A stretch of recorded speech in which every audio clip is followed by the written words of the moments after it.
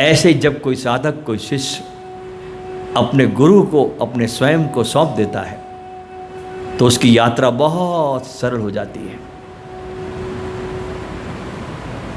एक बहुत उच्च श्रेणी की हमारे भारत में एक महिला संत हुई है। ओशो अक्सर अपनी किताबों में उस महिला का जिक्र करते हैं। उस महिला का नाम है भूरीबाई। 9 जुलाई 1892 को उदयपुर के सरदारगढ़ में ये पैदा हुई, राजस्थान में। 13 वर्ष की उम्र में ब्याह हो गया। उस समय बहुत बाल्य अवस्था में लोग शादी कर देते थे, ये रिवाज था। विवाह हुआ। कुछ दिनों के बाद पति श्वास रोग से पीड़ित हुए। श्वासों की बीमारी पैदा, दिन पर दिन स्वास्थ्य गिरता गया। जिस दिन पति ने देह छोड़ी, उस रात को, अंतिम रात को, भूरीबाई अपने पति से पूछती है,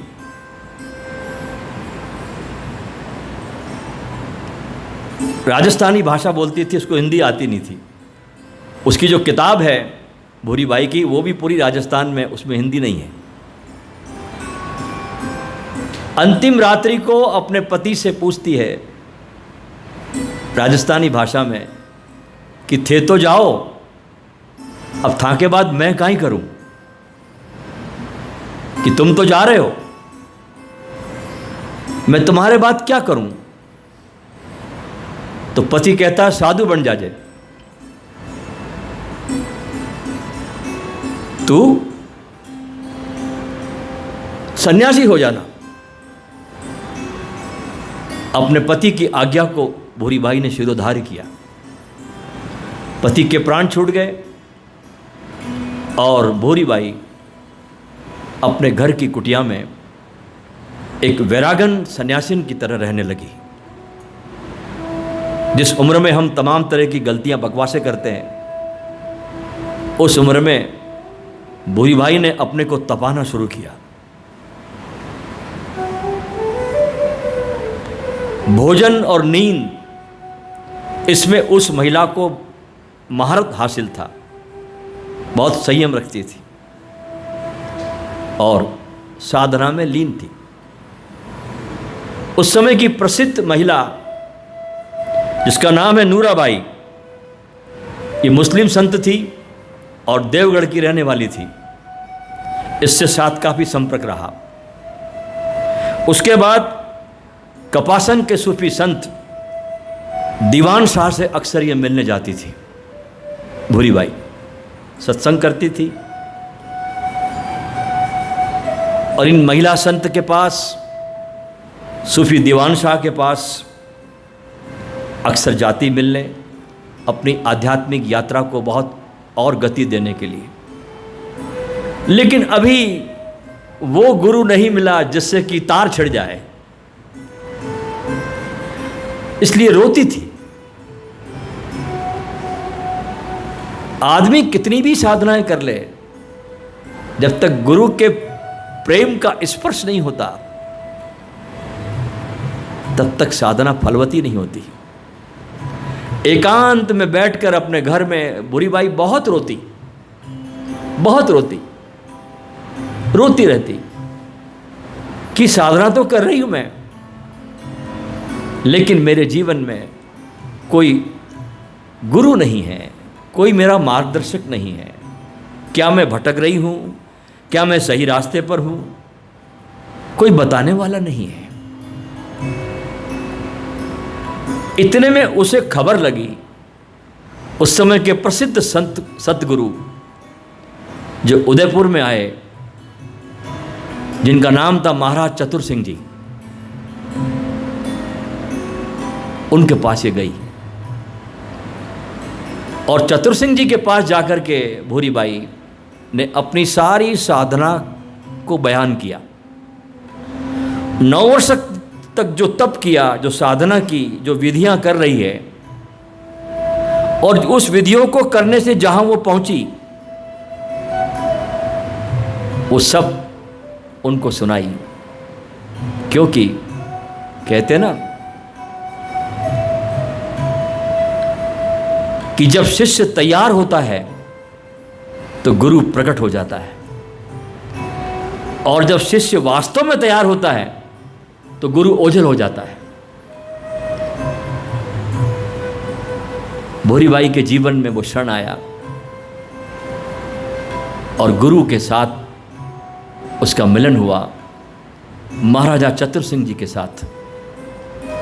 जब सारी अपनी साधनाओं का वर्णन किया, बताया, अपनी हालत बताई, तो चतुर सिंह जी ने कहा कि भूरीबाई, ये तुम्हारा सिर्फ कल्पनाओं का जाल है और कुछ भी नहीं। अभी तुम वहां पर नहीं पहुंची जहां तुमको पहुंचना चाहिए। यह सुनना था जैसे कोई भूरीबाई को किसी ने तलवार से काट दिया। 9 साल की साधना मिट्टी में मिल गई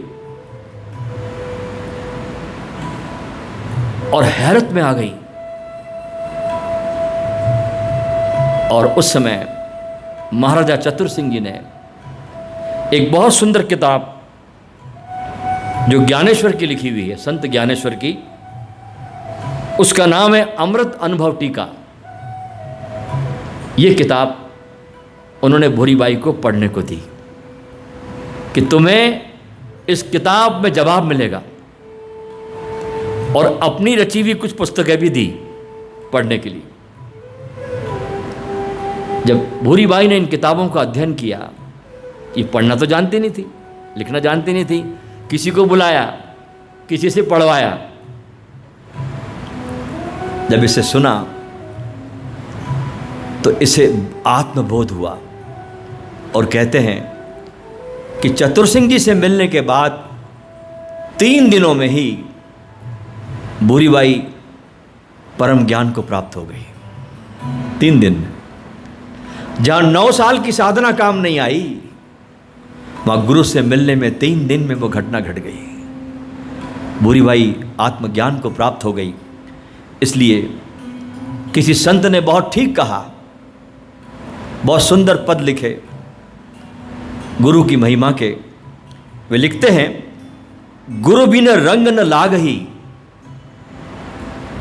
गुरु बिन रंग न लागही, गुरु बिन ज्ञान न होए, कहे टेऊ सदगुरु बिना मुक्ति न पावे कोई। गुरु बिन प्रेम न उपजे, गुरु बिन जागे न भाग, कहे टेऊ ताते सदा गुरु चरणों में लाग।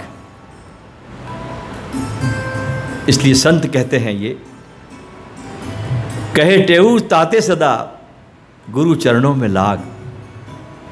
सदा गुरु के चरणों का स्मरण करो, उसके चरणों का ध्यान रखो, सदा अपनी प्रीति को गुरु के चरणों में लगाओ। यही शिष्यत्व की पराकाष्ठा है कि गुरु के प्रति आपके हृदय में अगाध प्रेम होना चाहिए और श्रद्धा होनी चाहिए। श्रद्धा होगी तभी गुरु का ज्ञान आपके हृदय में प्रवेश करेगा, नहीं तो ज्ञान प्रवेश नहीं करता। आप कितना भी पढ़ लो, कितना भी सुन लो, अगर आपकी उस गुरु के प्रति 100% श्रद्धा नहीं है तो ज्ञान आपके